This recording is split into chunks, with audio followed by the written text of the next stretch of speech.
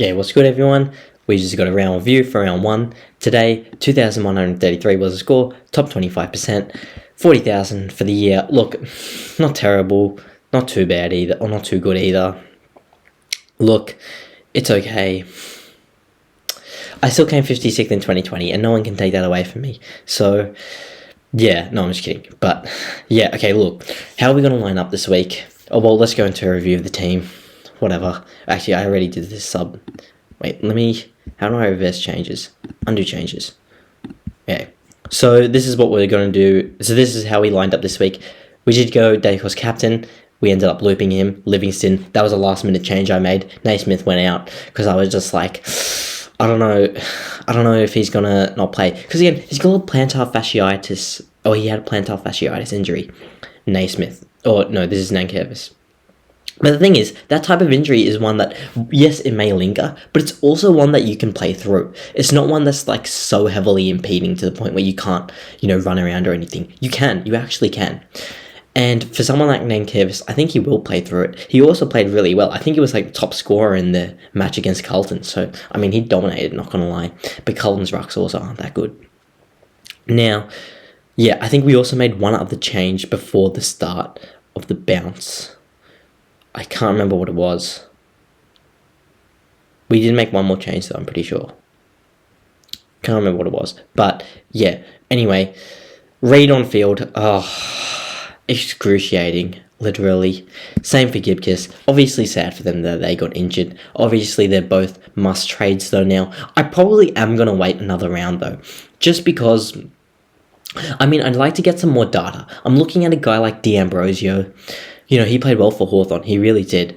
But, yeah, I just want to see if his role isn't amazing. He's got to play a lot of, not necessarily harsh lockdown defending, but he's got to do a bit of that. And I'm trying to see if he just played really well on the weekend, or maybe that's what he'll be doing a bit more consistently.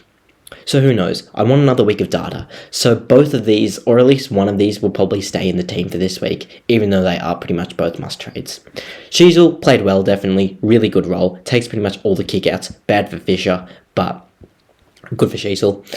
Young, he actually played alright. I think he just turned the ball over quite a bit, but obviously a 70 is not what we want. Williams, yeah, alright, but not too good either. At 216k, imagine if that was D'Ambrosio. Oh, jeez. Reid, as I said, didn't play too well and got injured. Howes played alright, not too bad. Obviously not the 91 he got last week, but not terrible either.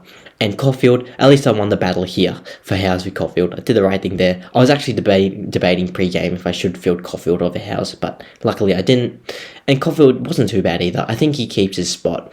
I think actually Buku Khamis is probably ahead of Caulfield.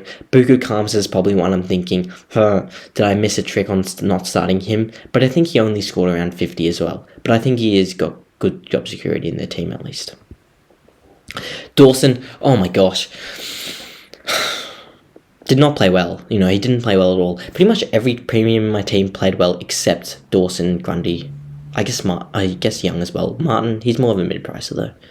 Maybe premium defense. Who knows? But yeah, Dawson didn't play too well. Again, he went up against that Gold Coast midfield, which is probably the strongest midfield in the competition. They've got 4 absolute beasts into there.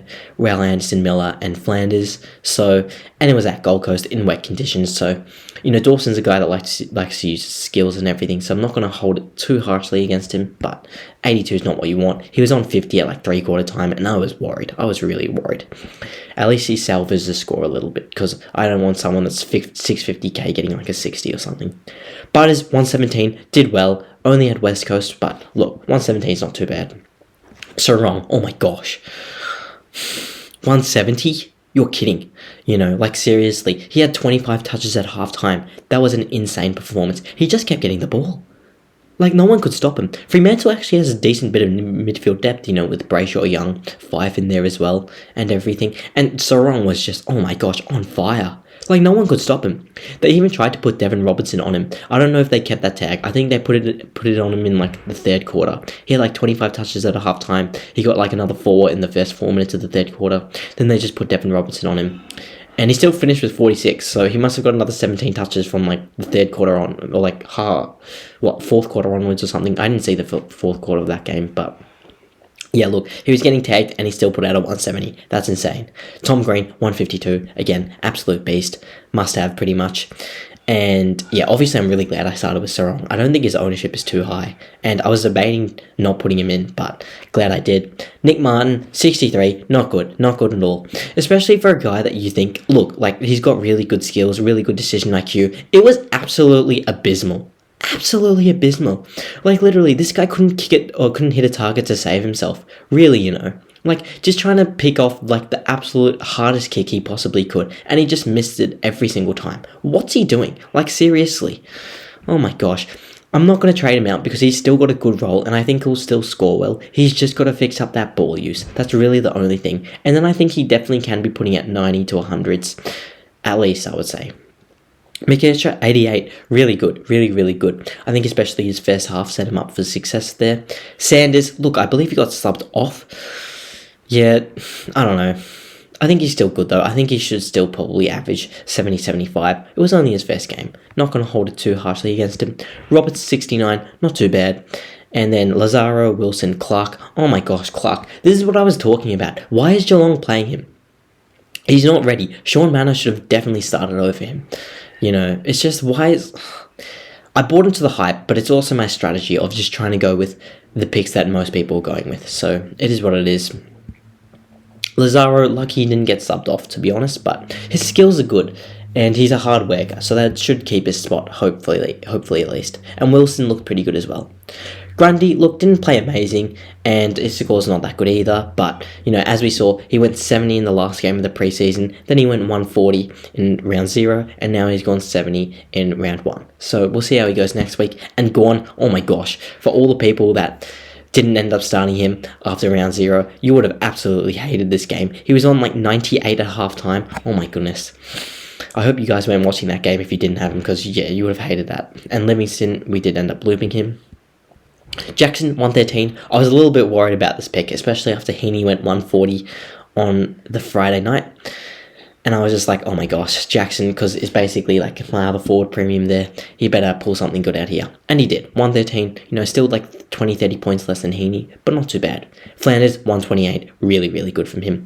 I'm pretty sure Gold Coast, that quartet in the midfield they've got, I'm pretty sure they scored the most for the 4 most points for them this week and last week. So I think that just goes to show how strong their midfield is. Fisher didn't play that well. His role's not too bad. I think he just didn't play it too well, to be honest. I think he butchered the ball a little bit. That obviously ahead his scoring. So I'm expecting a little bit better. I'm not really looking to trade him out this week. I might do one trade this week. Maybe Dawson, or maybe one of Reed or Gibkiss, but I want to mainly keep them to next week so I can get another week's worth of data. I don't want to be too trigger happy though. And then Jordan played well, 84. Reed, 78. Also not too bad, definitely. Sexton, 63. Look, I thought he'd score a little bit better than this. I think he went like a 130 in the preseason game. But look, doesn't really matter too much. I did kind of lose out with Dempsey being on the bench, but I didn't think Dempsey would play a 96. But he played really well. He's probably pretty much a must-have rookie at this point if you don't have him. I wonder what his ownership is. 4%. Okay, yeah. Well, yeah, lucky I've got him. Obviously, I'm sure a lot of people are going to be trading him in this week and everything, or after round 2. Yeah, pretty much a must-have rookie. And Cadman, 72. Actually, not too bad. Again, they only played a week at North Melbourne team, but I mean, North Melbourne didn't actually play too bad, to be honest with you. So, yeah, I think North Melbourne are definitely on the up. So trades this week. So we might do something like a Dawson out, going for a Max Holmes this week. But like I said before, I don't want to be too trigger happy. So we might just wait till next week, get another week's worth of data. But look, that Max Holmes role, it was good in the preseason and it looked good again. So, yeah, we'll see. We will see. Everyone else, I'm not too concerned about. Look, if Fisher does badly again next week, maybe we go to like a 5 or something. Who knows? But again, the thing with Fife, I wasn't ever too scared about how much he would score. It was mainly really just his durability and if he was going to get managed, which I still think that is obviously a concern. We're only 1 week in. So look, we'll see. I do want to get a D'Ambrosio in, but we'll get another week's worth of data on that probably. Otherwise, who would we trade either Gibkiss or Reed to? Maybe it's like a Toby Pink or something, if we go by lowest price. Yeah, not a ton of these guys played. Oscar McDonald, but I don't really know about if his job security is that good. Marty Hall, actually, yeah, didn't play too bad. Might be him. Him or Toby Pink, probably. Anyone else? Bodie Euland, I'm a little bit skeptical on his job security. Probably no one else, really. Callum Dawson was a sub. I think Darcy Gardner got subbed off, and he got the bye anyway. So yeah, it's probably D'Ambrosio. So we'll see. How many people have been trading him in? Yeah, a lot. So that's kind of what I'm thinking. But yeah, we'll see. Anyway, we'll see how things go. That's pretty much the round review for this week. We'll also probably just line up like this, just quickly. Not Gibkiss, he's not going to play. Gorn here, and then captaincy, vice captaincy wise, I think we'll probably look at Serong vice captain into green captain, and we'll just loop Livingston wherever that works for, like, where will that work? That will work for, yeah, that will work for Gorn or Grundy probably. Yeah, we'll just loop Livingston, whatever, for Serong into green. Yeah, what's good, everyone? Just a quick little update. I've just thought of mega trade, which I am going to be doing this round, I think. So it's just going to probably be Dawson out and Gibkiss out, and we are going to boost. So it's going to be Fisher as well. And we're just going in, instead of Dawson in the midfield, we're going Max Holmes. In the forward line, instead of Fisher, we're going Heaney, just because he's got a bye, but I think he's going to go up in price after this week. So, look, got to get him in. And defense, it is going to be Massimo D'Ambrosio. So this is the mega trade we're doing. We still have 72k in the bank, which is a good amount. And we're just going to be playing these guys on field for this week. So this is actually how we'll line up. I mean, again, Max Holmes, I think, is good. Coming out of the back line, pretty much has a perfect role. You know, either plays off half-back, getting good touches. Obviously, he's very fast. It's going to be hard to tag if opponents even do go for that route. They'd probably tag Tom Stewart, though, before him. And, yeah, he's either playing half-back or inside mid. And then we've got... Who else did I just put in? Oh, yeah, Heaney. So now we've got 3 forward-line premiums, which is pretty good. So, yeah, quick update. That's the rest of this video. Thank you so much for watching, and I'll see you in the next one.